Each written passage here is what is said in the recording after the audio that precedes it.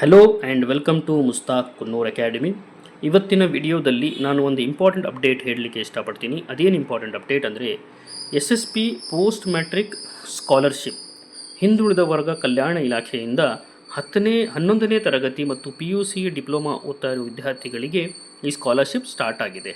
ಇಲ್ಲಿ ನಾವು ನೋಡ್ಬೋದು ಈ ಲಿಂಕಲ್ಲಿ 2025-26ನೇ ಸಾಲಿನ ಮೆಟ್ರಿಕ್ ನಂತರ ವಿದ್ಯಾರ್ಥಿ ವೇತನಕ್ಕೆ ಅರ್ಜಿ ಸಲ್ಲಿಸಲು ಇಲ್ಲಿ ಕ್ಲಿಕ್ ಮಾಡಿ. ಅಂದರೆ 11ನೇ ತರಗತಿ PUC ಡಿಪ್ಲೊಮಾ ITI ಎಲ್ಲ ವಿದ್ಯಾರ್ಥಿಗಳಿಗೆ ಇದು ಅಪ್ಲಿಕೇಬಲ್ ಆಗುತ್ತೆ.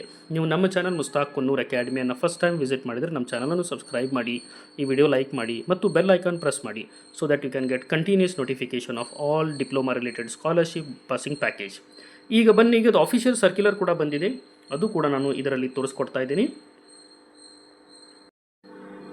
ಈಗ ಈ ಆಫಿಷಿಯಲ್ ಸರ್ಕ್ಯುಲರ್ ನಾವು ನೋಡಬಹುದು, ಹಿಂದುಳಿದ ವರ್ಗ ಕಲ್ಯಾಣ ಇಲಾಖೆಯಿಂದ ಈ ಅಪ್ಲಿಕೇಶನನ್ನು ಕರೆದಿದ್ದಾರೆ. ಇದು ಯಾರಿಗೆಲ್ಲ ಅಪ್ಲೈ ಆಗುತ್ತಂದರೆ ಮೆಟ್ರಿಕ್ ನಂತರ ಓದ್ತಾ ಇರೋ ವಿದ್ಯಾರ್ಥಿಗಳು, ಅರ್ಹ ಹಿಂದುಳಿದ ವರ್ಗಗಳ ವಿದ್ಯಾರ್ಥಿಗಳಿಗೆ, ಅಂದರೆ ಬ್ಯಾಕ್ವರ್ಡ್ ಕಮ್ಯುನಿಟಿ ಸ್ಟೂಡೆಂಟ್ಸ್, ಅದರಲ್ಲಿ ಬ್ಯಾಕ್ವರ್ಡ್ ಕಮ್ಯುನಿಟಿ ಸ್ಟೂಡೆಂಟ್ಸ್, ಹಿಂದುಳಿದ ವರ್ಗ ವಿದ್ಯಾರ್ಥಿಗಳು ಮತ್ತು ಪ್ರವರ್ಗ 1 ವಿದ್ಯಾರ್ಥಿಗಳು, ಅದರಲ್ಲಿ ಅರೆ ಅಲೆಮಾರಿ ವಿದ್ಯಾರ್ಥಿಗಳು 2025-26ನೇ ಸಾಲಿಗೆ ಸ್ಕಾಲರ್ಶಿಪ್ಪನ್ನು ಅಪ್ಲೈ ಮಾಡಬಹುದು. ಮೆಟ್ರಿಕ್ ನಂತರ ಪೋಸ್ಟ್ ಮ್ಯಾಟ್ರಿಕ್ ಸ್ಕಾಲರ್ಶಿಪ್ಪನ್ನು ಅಪ್ಲೈ ಮಾಡಬಹುದು.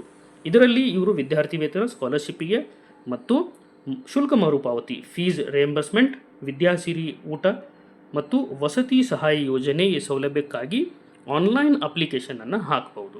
ಆನ್ಲೈನ್ ಅಪ್ಲಿಕೇಶನ್ ಹಾಕಲಿಕ್ಕೆ ಕೊನೆಯ ದಿನಾಂಕ 30/9/2025 ಆಗಿದೆ. ಅಂದರೆ September 30, 2025 is the last date to apply this scholarship.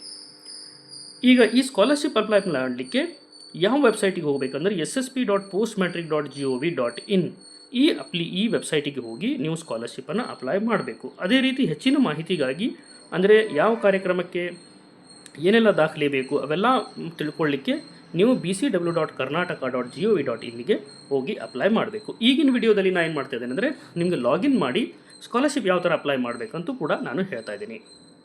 Scholarship apply ಮಾಡಲಿಕ್ಕೆ ssp.postmatric.gov.in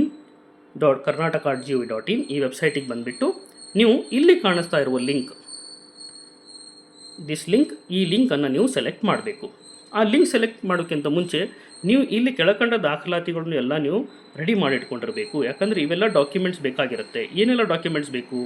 ವಿದ್ಯಾರ್ಥಿ ಆಧಾರ್ ಸಂಖ್ಯೆ, mobile number, email ID, SSLC register number, ಜಾತಿ ಮತ್ತು ಆದಾಯ ಪ್ರಮಾಣ ಪತ್ರ, UID ನಂಬರ್ ಮತ್ತು ದಾಖಲಾತಿ, ಕಾಲೇಜ್ ದಾಖಲಾತಿ ನೋಂದಣಿ ಸಂಖ್ಯೆ ಮತ್ತು ಸಂಬಂಧಪಟ್ಟ ದಾಖಲೆಗಳ ಈ ದೃಢೀಕರಣ ಇದಿರಬೇಕು ಮತ್ತು ಹಾಸ್ಟೆಲ್ ವಿವರ. ಇವೆಲ್ಲ ದಾಖಲಾತಿ ತೊಗೊಂಡು ನೀವು ಸ್ಕಾಲರ್ಶಿಪ್ಪನ್ನು ಅಪ್ಲೈ ಮಾಡಬೇಕು. ಅಪ್ಲೈ ಮಾಡಲಿಕ್ಕೆ ಈ ಲಿಂಕನ್ನು ನಾನು ಕ್ಲಿಕ್ ಮಾಡ್ತಾ ಇದ್ದೀನಿ. ಕ್ಲಿಕ್ ಮಾಡಿದ ತಕ್ಷಣ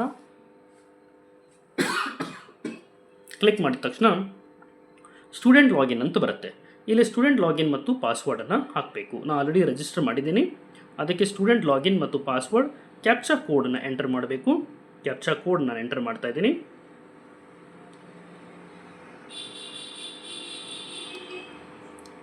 ಅದಾದ ನಂತರ ಸ್ಟೂಡೆಂಟ್ ಲಾಗಿನ್ ಅಂತ ಕ್ಲಿಕ್ ಮಾಡಿದ ತಕ್ಷಣ ನಾವು ಇಲ್ಲಿ ನೋಡ್ಬೋದು, ಇದು ಅಪ್ಲಿಕೇಶನ್ ಲಾಗಿನ್ ಆಗುತ್ತೆ.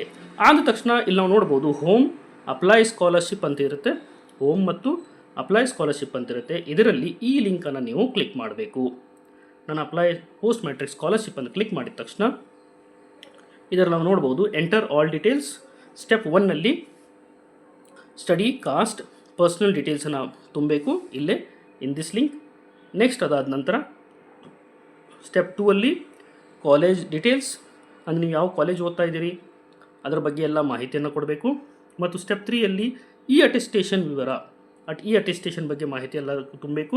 ಕೊನೆಯದಾಗಿ ಹಾಸ್ಟೆಲ್ ಡೀಟೇಲ್ಸ್ ಮತ್ತು ಪ್ರಿವ್ಯೂ ಆ್ಯಂಡ್ ಸಬ್ಮಿಟ್ ಕ್ಲಿಕ್ ಮಾಡಿದ ತಕ್ಷಣ ಅಪ್ಲಿಕೇಶನ್ ಫೈನಲ್ ಆಗಿ ಸಬ್ಮಿಟ್ ಆಗುತ್ತೆ. ನೆನ್ಪಿಟ್ಕೊಳ್ಳಿ, ನೀವು ಕರೆಕ್ಟಾಗಿ ಮಾಹಿತಿ ತುಂಬಬೇಕು.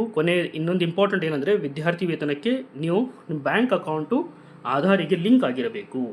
ನೋಡಿ, ವಿದ್ಯಾರ್ಥಿ ವೇತನ ಪಡೆಯಲು ನಿಮ್ಮ ಬ್ಯಾಂಕ್ ಖಾತೆ ಆಧಾರ್ ಸೀಡಿಂಗ್ ಮತ್ತು NPCI ಮ್ಯಾಪಿಂಗ್ ಮಾಡಿಸೋದು ಕಡ್ಡಾಯವಾಗಿರುತ್ತದೆ.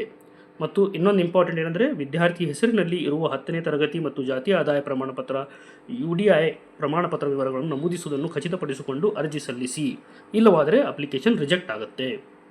ಇವೆಲ್ಲ ಕಂಡೀಷನ್ನ ನೋಡಿಬಿಟ್ಟು ನೀವು ಸ್ಕಾಲರ್ಶಿಪ್ಪನ್ನು ಅಪ್ಲೈ ಮಾಡಿದ ನಂತರ ಇನ್ನೊಂದು ಇಂಪಾರ್ಟೆಂಟ್ ಏನಂದರೆ ಈ ಸ್ಕಾಲರ್ಶಿಪ್ಪನ್ನು ನೀವು ಎಕ್ನಾಲೇಜ್ಮೆಂಟ್ ಕಾಲೇಜಿಗೆ ಕೂಡ ಸಬ್ಮಿಟ್ ಮಾಡಬೇಕು ಮತ್ತು ನಿಮ್ಮ ಸ್ಕಾಲರ್ಶಿಪ್ ನೋಡಲ್ ಅಧಿಕಾರಿಗಳಿಗೆ ಈ ಮಾಹಿತಿಯನ್ನು ಕೊಟ್ಟರೆ ನಿಮ್ಮ ಸ್ಕಾಲರ್ಶಿಪ್ ಪ್ರೊಸೆಸ್ ಆಗುತ್ತೆ. ಈ ವಿಡಿಯೋ ಲೈಕ್ ಆದರೆ ಈ ವಿಡಿಯೋ ಎಲ್ಲ ನಿಮ್ಮ ಫ್ರೆಂಡ್ಸ್ ಜೊತೆಗೆ ಶೇರ್ ಮಾಡಿ. Thank you.